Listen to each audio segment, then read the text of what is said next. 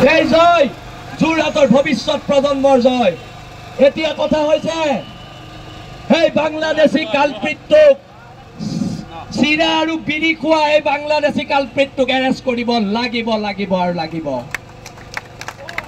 চিৰা আৰু বিৰি খাই অসমীয়া জাতিক হুংকাৰ দিবলৈ অহা সেই বাংলাদেশীটোক এৰেষ্ট কৰিব লাগিব আৰু সন্দেহজনক ঢাকাই পট্টিত উচ্ছেদ চলাব লাগিব লাগিব আৰু লাগিব।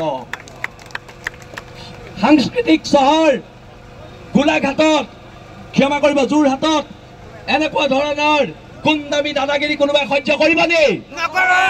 কোনোবাই সহ্য কৰিব নি?